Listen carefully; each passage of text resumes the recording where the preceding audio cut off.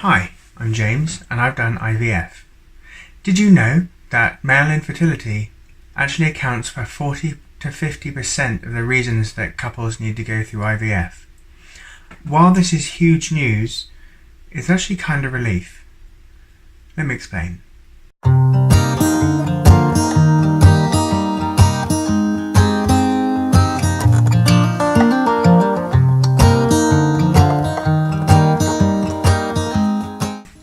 While common causes for infertility in men can range from drug use to excess drinking to genetic defects, there are some things that you can actually do to raise your sperm count and increase your chances of having a baby.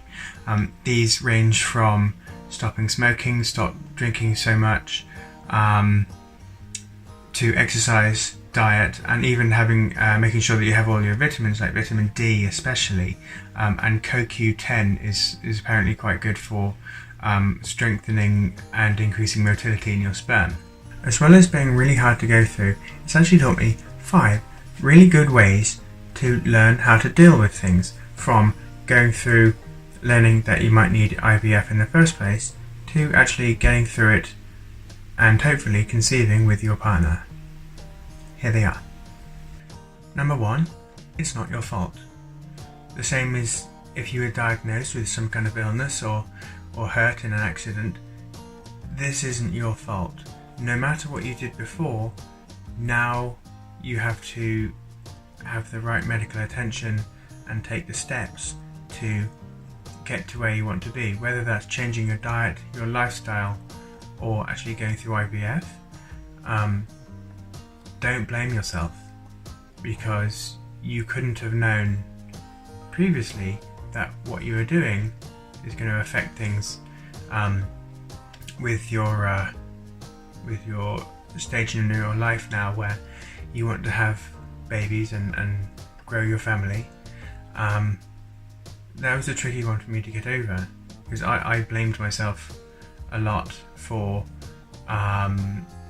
making my wife and I have to go through and see the IVF doctors and really have to actively do something to make a family instead of just being able to do it the natural way. Now we have to go and see doctors, and we have to do tests, and we have to do all of that. She has to have an awful lot of injections and medications and hormones and things. And you'll see this with your partner. You're seeing her have to go through a lot, and that's hard, and it's easy to blame yourself, but you mustn't. Oh, my hair's a mess. Number 2 is your partner is going to have a lot of injections and medicines, like I just mentioned, and it's your job to be there for her. They're going to be up every morning and evening, or depending on your own routine, having to inject themselves into their stomach, and it's hard to watch. They're going to be tired, their mood will change because they're on extra hormones. You have to be there, you have to be extra patient, you have to be extra kind. Some days it's hard to do, we all get tired, but you have to be there. You have to really step up your game. Even if you're the best partner in the world, the best husband, the best boyfriend or girlfriend, or however your family makeup is, you have to be a saint to your partner. Number 3, keep talking. It's okay to feel a little guilty. It's okay to feel scared. It's okay to feel disappointed and even angry.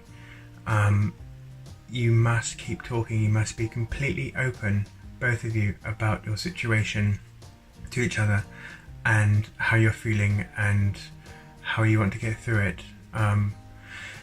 Sometimes you're going to need to speak to someone else. That's okay. Your friends, unless they've gone through IVF, they might have trouble relating.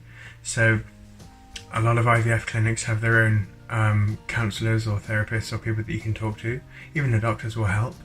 I joined an IVF and infertility group on Facebook just for men, and and it's been an enormous relief to be able to talk to people who are going through the same situation, whether they're right at the beginning of their finding out that they may not be able to conceive, to all the way to the end where they've either decided that it's not going to work for them or they've had kids.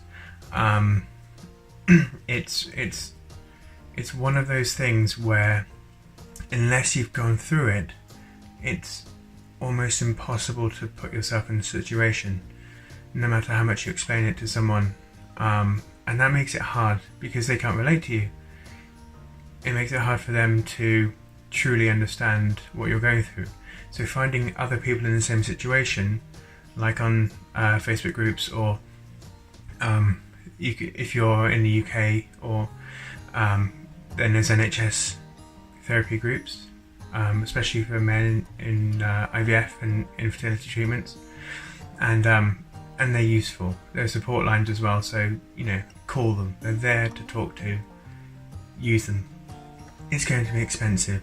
The treatment isn't usually free. In the UK, it's kind of a postcode lottery, so you can either get 1 or 2 treatments, rounds of IVF on the NHS. If you're in Canada, like I am, or US, then you're more likely to have to pay for it. It's not usually insured, so it's going to be expensive. So you may have to cancel your plans for a home renovation or a big vacation, and just make sure that you have some money put aside, or you can figure out how you're going to pay for all of the injections, which are often like $100 a pop, as well as any sperm or egg storage, which can be hundreds of dollars.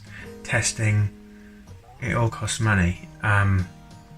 It kind of ate up all of my savings, our savings, and we had to borrow some money for some family and friends, which was hard to do.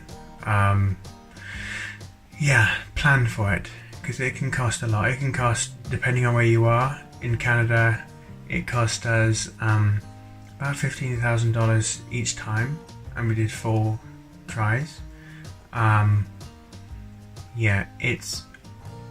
It's worth it just to try.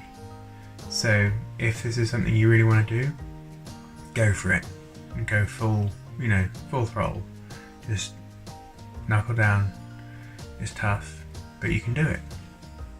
And number 5, you are in it together.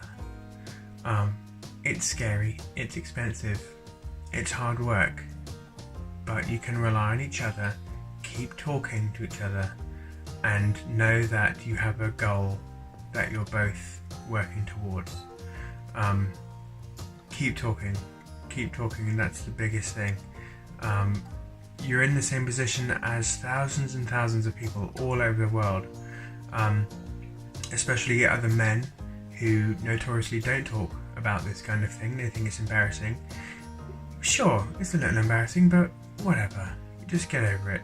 Talk to other people, talk to other men, because mental health and being depressed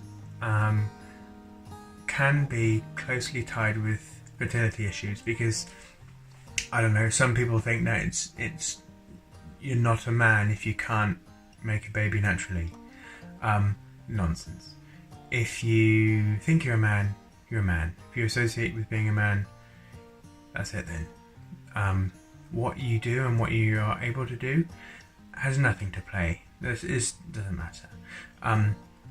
Talk about your issues, talk about your problems, talk about what's going well, and every step of the way, keep yourself and your partner involved and know that you have the same goal in mind.